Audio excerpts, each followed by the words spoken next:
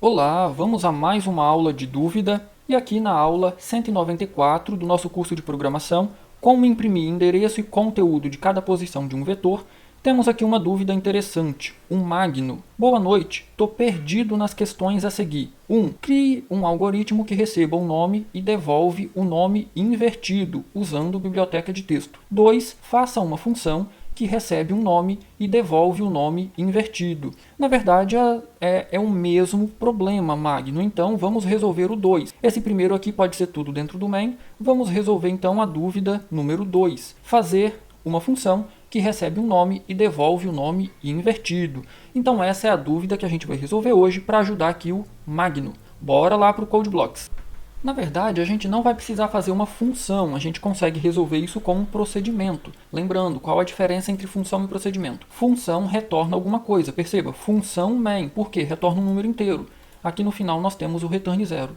Um procedimento não tem retorno, e neste caso a gente não vai precisar de retorno. Olha só, eu vou então criar aqui a nossa variável, que eu vou chamar de palavra. Eu vou dizer que essa palavra tem tamanho 25 e eu já vou atribuir aqui um valor para esse nosso vetor. Eu vou escrever aqui o texto muito bem feito, com uma exclamação aqui no final. Nós temos aqui então 16 caracteres, então essa string cabe aqui dentro do nosso vetor. Agora então a gente precisa fazer um procedimento que recebe esse nome ou essa string. Não faz diferença se eu tenho apenas um nome ou uma string, o processo para inverter vai ser exatamente o mesmo. Como é um vetor, não precisa devolver. Qualquer alteração que a gente fizer no vetor vai ser alterado aqui também, ok? Eu vou vir aqui em cima então, eu vou criar aqui um procedimento, void, vou chamar de inverter, e aí nós vamos precisar receber aqui então um vetor de caracteres. Eu vou chamar de vet. Como é uma string, nós não precisamos nos preocupar com o tamanho do vetor. Por quê? Basta nós percorrermos esse vetor até o final.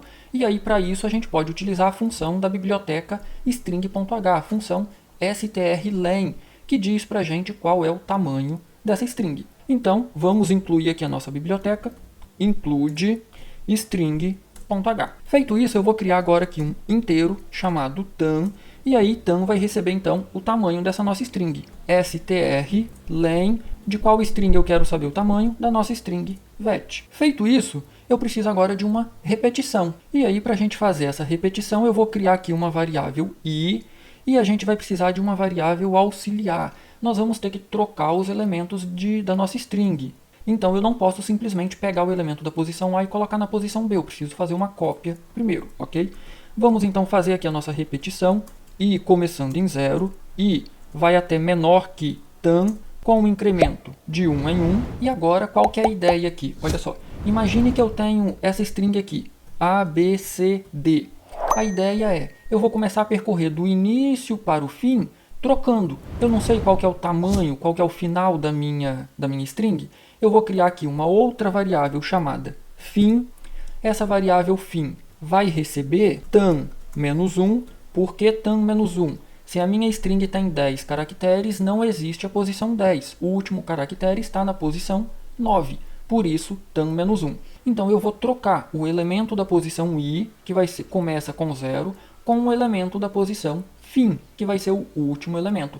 Ao fazer isso, perceba, eu vou caminhando do início para o meio e eu vou caminhando do fim para o meio. Então, a nossa repetição vai até menor que tam sobre 2. Ah, eu preciso usar o for, não seria mais interessante um while, enquanto? Poderia ser um enquanto também, sem nenhum problema. Agora vamos então fazer a nossa troca, olha só. Antes de pegar o primeiro e colocar na última posição, ou vice-versa, pegar o último e colocar na primeira posição, eu preciso fazer uma cópia dele. Então, alce vai receber vet na posição i. Eu estou pegando o primeiro, fiz uma cópia do primeiro elemento. Agora, eu posso pegar o último elemento e colocar nessa posição. Então, vet na posição i recebe vet na posição fim.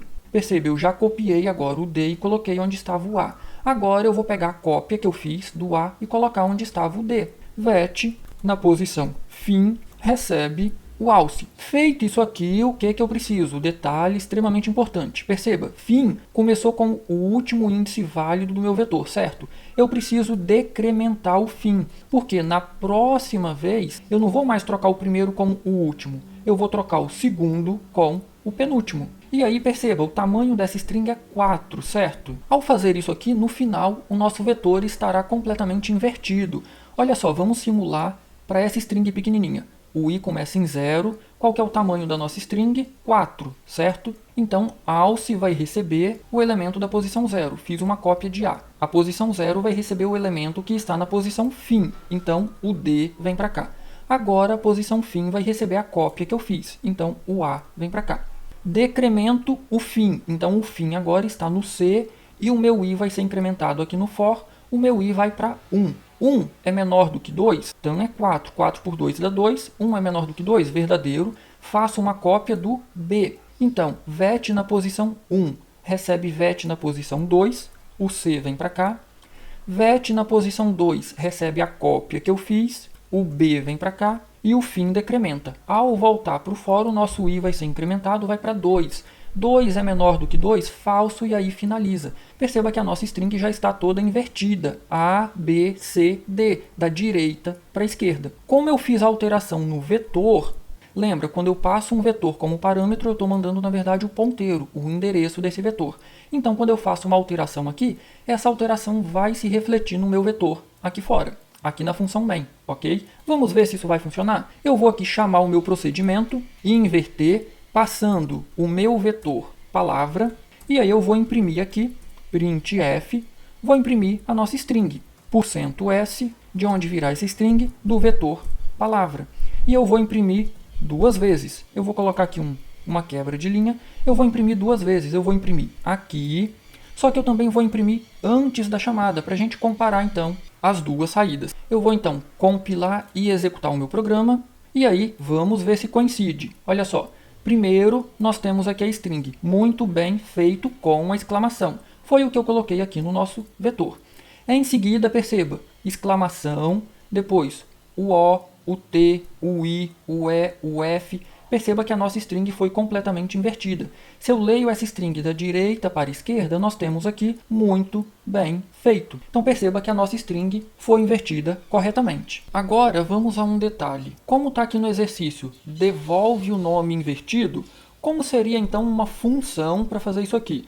Mas aí detalhe, para fazer uma função que devolve um vetor, perceba, é um vetor que nós temos aqui. Então, para fazer uma função que devolve um vetor, nós vamos precisar utilizar ponteiros, ok? Então, olha o que eu vou fazer aqui. Eu vou copiar este procedimento completo, vou colocar ele aqui abaixo, e aqui agora nós vamos então fazer uma função.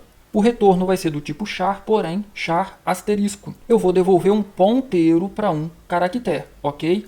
E aqui dentro nós vamos ter que fazer a alocação dinâmica de um vetor de caracteres. Char novo, essa variável vai ser do tipo ponteiro, e aí vamos então fazer a alocação dinâmica. malloc, e aí eu preciso dizer quantos bytes eu quero alocar. Eu quero alocar byte suficiente para guardar essa string aqui, certo? Então, eu quero alocar aqui size of char. Eu quero alocar memória para guardar caracteres, porém, quantos caracteres eu quero guardar? Tam é a quantidade de caracteres que tem nessa string, certo? Então, tam vezes a quantidade de memória necessária para um caractere. Ah, se eu tiver 30 caracteres, size of char vai retornar quantos bytes eu preciso para 1. Se eu tenho 30, basta fazer essa multiplicação aqui, vezes 30. Ah, mas por que eu não posso declarar um vetor de caracteres e no final retornar ele? Dessa forma aqui, olha, char novo, e aqui eu coloco, por exemplo, o tamanho 50. Por que eu não posso fazer isso? Por um motivo muito simples. Essa declaração aqui nós chamamos de declaração estática. Perceba, você está informando o tamanho da sua variável, ou o tamanho do vetor, aqui entre o par de colchetes. Essa declaração aqui nós chamamos de declaração dinâmica. Ela é feita em tempo de execução, na hora que o seu programa está rodando. Qual a diferença das duas? Esta aqui, a estática. Quando a função terminar e executar aqui a última instrução que tiver para executar, esse espaço de memória é liberado, ou seja, a sua variável deixa de existir. E nós não queremos que isso aconteça, certo? Nós queremos que ela seja retornada para quem chamou aqui no main. E aí, se você faz isso aqui, você não consegue retornar, porque a variável vai deixar de existir. Quando você cria uma variável de forma dinâmica, utilizando a alocação de memória, você pode retornar ela para alguém. Ela continua existindo. Uma variável alocada dinamicamente, ela só é desalocada quando o seu programa finaliza, ou quando você, o programador, libera aquela memória, ok? Agora, o nosso programinha aqui vai ficar bem mais simples. Eu vou apagar esse trecho aqui. Vou tirar esse cara daqui porque a gente precisa percorrer o vetor até o final. Qual que é a ideia aqui agora? Eu vou copiar caractere por caractere da minha string original para esta nova string que eu tenho aqui. Então, olha só. O meu i começa em 0, porque 0 é a primeira posição válida do meu vetor. Fim começa com tan menos 1. Se eu tenho 30 caracteres, a última posição válida é o 29. E aí eu vou ir copiando, então, o primeiro caractere para a última posição, o segundo para a penúltima, e assim sucessivamente. Novo, na posição fim, vai receber vet na posição i. Perceba, o i começa em 0 e o fim começa com o último índice válido do nosso vetor. Na sequência, eu preciso decrementar fim. Não esqueça de fazer isso aqui, senão nós vamos estar copiando sempre o elemento para a última posição do vetor. Agora, olha só, eu copiei então todos os caracteres de vet para novo. Quando chegar aqui fora, no for, o que eu faço? Eu já retorno novo?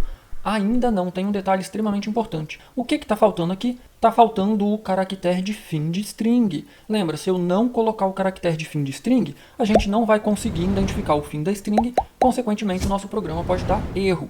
Então, olha só, se nós identificamos que essa string possui tan caracteres, então eu vou alocar tan mais 1. Esse mais 1 é justamente para colocar o fim da string. Então imagine que tenha 30 caracteres. Eu vou alocar um vetor com 31 posições, ok? E aqui então, novo, em qual posição? Na posição i. Perceba, o nosso i vai de 0 até o tamanho do vetor.